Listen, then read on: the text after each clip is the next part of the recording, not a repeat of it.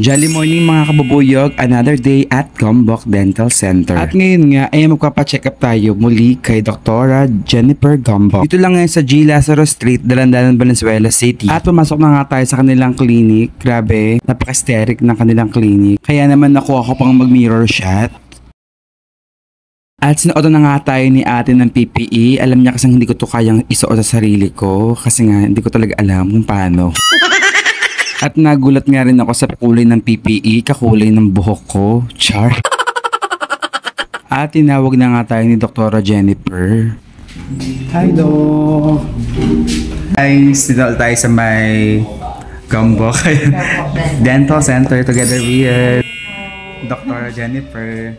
Grabe ito, napaka-aesthetic guys, and mura and napaka-approachable po nila. At sinimulan na nga ulit akong picturean para sa before and after. At dahil nga free consultation dito sa may Gombok Dental Center, ang recommend nga sa atin ni Dr. Jennifer ay magpapasta muna ng ngipin. At kahit gusto ko magpa-brace, ang recommend sa akin ni Dr. Jennifer ay magpapasta na lang muna ng ngipin. Makikinig ako kay Dr. dahil siya yung professional sa gawain na to. Pag ganyan po ang sira, nahawa na po sa gilid nitong isang ngipin na to. Kaya consider dalawa na. At nagsimula na kami ni Dr.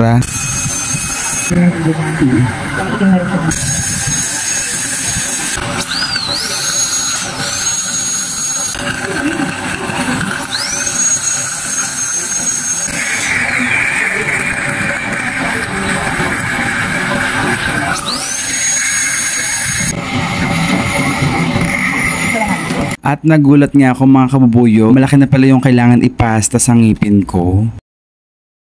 Ituloy ulit natin yung session mga kabubuyog.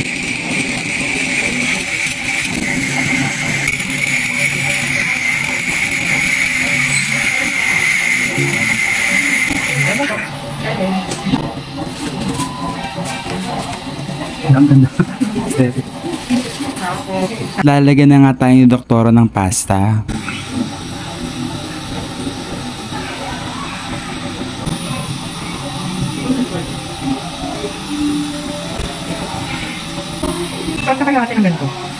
Grabe, hindi pa nga tapos. Ang ganda na agad ng ngipin ko dyan.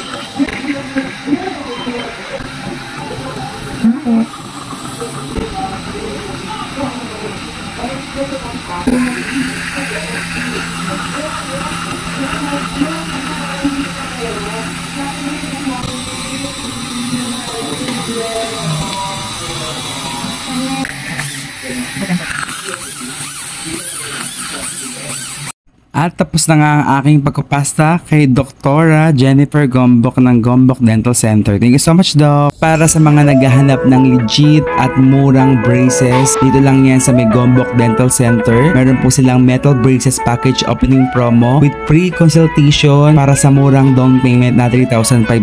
Dito lang yan sa may G. Lazaro Street, Dalandanan, Valenzuela City. At bisitahin nyo rin sila sa kanilang lugar. Promise, di kayo magsisisi. And follow nyo rin sila sa Facebook nila for more details. And here's the result of our pasta. Guys, tapos na po tayo. So, yung dati kong may itim dito, nawala na siya.